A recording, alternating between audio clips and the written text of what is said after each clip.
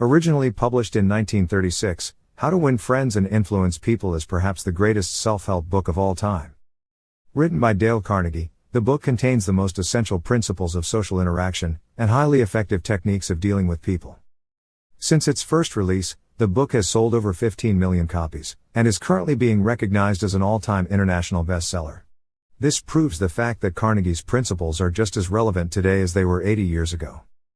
The book has served as a guide to many trying to navigate complex human relations in the business world, and it will surely teach you how to master the fine art of social interactions to maximize the quality of your personal and professional relationships.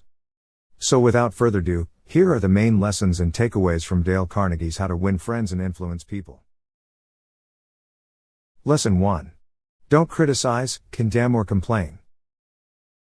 People normally don't criticize themselves for anything, no matter how wrong they may be, so you shouldn't criticize them either. Criticism is dangerous because it puts people on the defensive and makes them strive to justify themselves. It wounds a person's pride and sense of importance. It arouses resentment and only creates temporary change. So, beware of criticizing someone. Otherwise, instead of solving the problems, you'll only amplify them. People will get demoralized, they may feel compelled to justify themselves, and condemn you in return. Anyone can complain and criticize, but it takes a strong character to be understanding and forgiving. Instead of accusing and criticizing people, try to understand them. Ask yourself why are they doing the things they do and try to see things from their perspective.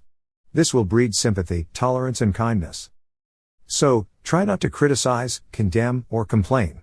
You will generally be in a much better position if you refrain from that. But sometimes you have no choice but to criticize in order to improve someone's work or correct their behavior. In such situations, remember that most people find it much easier to listen to negative feedback after they've received some praise and positive feedback. Always start with compliments and point out some good things about the person you're about to criticize, and then provide constructive criticism gently and tactfully. Finally, don't forget to end the criticism with another positive compliment. People are much more likely to respond positively to this approach. Lesson 2. If you want people to like you, become genuinely interested in them. The easiest way to make friends is by becoming interested in other people instead of trying to make other people become interested in you. Yet many people go through life trying to impress others. Of course it doesn't work. People are not really interested in you or me. They are mainly interested in themselves. If we're trying too hard to impress people and get them interested in us, we will never have many real, sincere friends. True friends are not made that way. In order to make friends and to get others to like you and be more receptive to you, greet people with animation and enthusiasm. Say, hello, in a tone of voice that exudes interest and enthusiasm, even when someone calls you on the phone. Be altruistic. Do things for them that require your time, energy and consideration. Don't hesitate to show interest. But remember, a show of interest must be sincere. It must be beneficial not only to the person showing the interest, but also to the person receiving the attention. Next time you're having a conversation with someone, whether a friend or someone you're meeting for the first time, try to learn some things about them that you didn't already know. If they mention something in passing, say, an interest in psychology or a trip to France a few years ago, ask them where their interest in psychology comes from or what cities in France have they visited. This kind of interest and curiosity won't just help you forge strong bonds with others, it will also broaden your perspective and expand your sphere of knowledge. For formal meetings or circumstances, you can follow the example of one of the most beloved American presidents, Theodore Roosevelt. Everyone who was ever received by Theodore Roosevelt as a guest remained pleasantly surprised by his wide variety of knowledge. No matter who was the visitor, Roosevelt knew what to say. How did he accomplish that? By sitting up late the night before the meeting and reading up on the subject in which he knew his guest was particularly interested. Roosevelt knew that the elegant path to a person's heart is to talk about the things he or she values the most. If you research someone's interests, not only will you learn something new that might be useful to you someday, but you'll also be able to find common ground with the other person, and this will pay off for both parties. So, before your next meeting with someone, do a bit of research on their website or social media profile, and see if you can find out some information about their interests, hobbies, pieces of work, or favorite places. Before asking them to do something for you, set the stage with conversation around a topic of their interest. Give them the opportunity to talk about their passions. They'll be very excited to do this, and you'll be able to leverage that enthusiasm and positive energy to ask for what you want. Lesson 3. Be a good listener. Encourage others to talk about themselves. This goes hand in hand with the previous lesson. As already mentioned, one can easily make friends by becoming genuinely interested in others. Well, being a good listener is a huge sign of interest. The more you pay attention to people and allow them to talk, the more they'll consider you a good conversationalist. Here's a piece of advice given by the former Harvard president, Charles William Eliot. There is no mystery about successful business intercourse. Exclusive attention to the person who is speaking to you is very important. Nothing else is so flattering as that. And of course, being a patient, sympathetic listener is just as important in an individual's personal life as in business. So, if you want to be a good conversationalist and develop harmonious relationships, be an attentive listener. Show genuine interest by asking questions that other persons will enjoy answering. Encourage them to talk about themselves, their goals and their accomplishments. On the other hand, if you want people to avoid you, talk incessantly about yourself and interrupt them when they have something to say. People who talk only of themselves think only of themselves. Don't be one of those people. Next time you're having a conversation, pay attention to how much you're talking, and how much is the other person talking. Are you a talker, or a listener? Of course, a good conversationalist is both, but generally you should aim to do 25% talking and 75% listening. As you practice this, pay attention to what compels you to talk more. Are you just trying to fill awkward silences? Do you tend to get overexcited when you share ideas or tell stories? Well, try to find some balance and encourage the other person to do more of the sharing. This will pay off in the long run. Lesson 4. To win someone to your way of thinking, get them to say, yes, immediately. When debating with others, don't begin by discussing the things on which you disagree, but by finding common ground and emphasizing the things on which you agree. Highlight the fact that you're both striving for the same purpose, but that the methods of achieving that purpose may differ. Get people to say, yes, right at the beginning. Keep them from saying no. No responses are very difficult to overcome. When someone says no, their ego compels them to remain consistent with themselves and stick to it. Therefore, you need to get a number of yes responses and move the listeners in the affirmative direction. The more yeses you can induce, the more likely you are to capture the attention for your ultimate proposal. This strategy of getting a series of yeses to questions is commonly known as the Socratic method. The great philosopher Socrates used to ask questions to which the respondent would have to answer with yes. He kept on asking such questions until his opponents would find themselves embracing a conclusion they would have rejected a few minutes ago, without even realizing it. So, instead of telling people they are wrong, remember what Socrates did and ask a gentle question, one that will undoubtedly get a yes response. Next time you find yourself trying to persuade someone, get them to agree with you and say yes to at least 2 things before you each share your perspectives. You can do this by using tag questions such as, the purpose of this meeting is to decide on the best way to promote the new product, correct? Showing others that you share the same ultimate goals will make them embrace your conclusions much more easily. Lesson 5. Ask questions instead of giving direct orders. No one likes to take orders, so ask questions or make suggestions. Instead of giving a direct order such as don't do this, use a question such as, are you sure this will work? A technique like that stimulates creativity and encourages cooperation instead of rebellion. It gives people a feeling of importance and allows them to think for themselves and prevent their mistakes.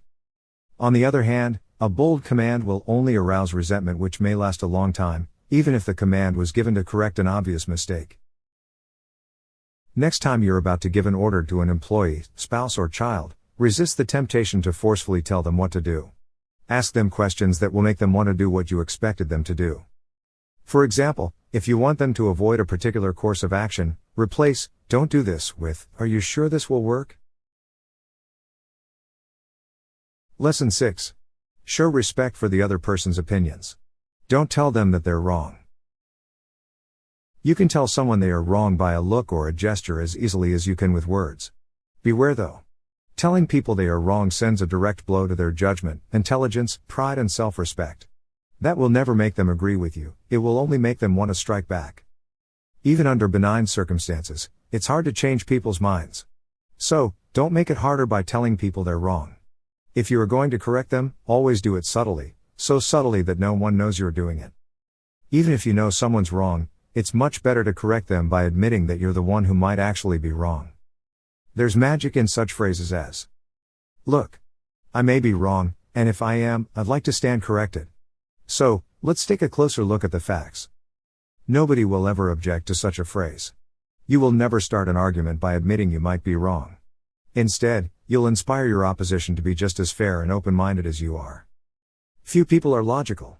Whether we like it or not, most of us tend to be prejudiced, biased, and suspicious when it comes to seeing things from a different point of view. When we are wrong, we might admit it to ourselves. And if we are handled gently, with tact and diplomacy, we may admit it to others as well. But not if someone else is trying to push the unpleasant truth down our throat. So, if you want to get your point across, be tactful. Don't argue with your opponents and don't tell them they are wrong. Use a little diplomacy. Next time you find yourself disagreeing or becoming frustrated with another person's point of view, stop yourself from telling them they're wrong. Instead of saying you're wrong, use questions that will help you see things from their perspective, such as, "Why do you think that?" Or, "Why do you see it that way?" You could also ask the other person for permission to share your thoughts on the subject. This will make the other person listen to your perspective in a less critical manner. Lesson 7. Every time you're the one who's wrong, admit it quickly and emphatically.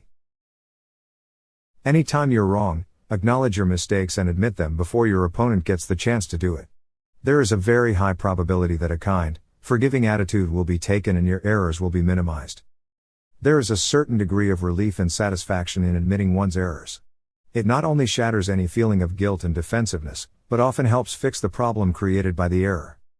When you are right, try to win people over gently and tactfully, and when you are wrong, admit it readily.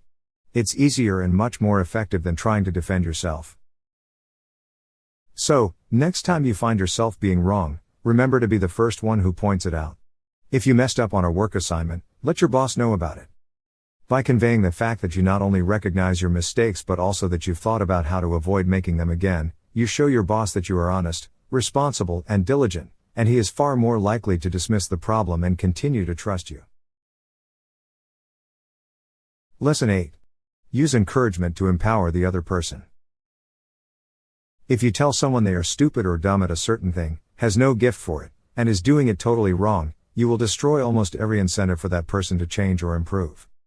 But if you encourage them and let them know that you trust their ability to do that particular thing or change for the better, they won't stop trying until they manage to excel.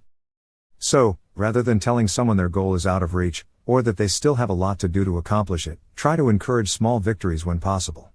These smaller compliments can provide both guidance and inspiration. Encouraging and praising progress through various incentives or rewards can go a long way. And finally, Lesson 9. Talk in terms of the other person's interest. Make them feel happy about doing the thing you suggest. People are more likely to cooperate or fulfill your requests if you can show them the benefits in doing so. Here's how you do this. Don't be selfish. Don't think only of your own interests. Focus on the other person's interests too.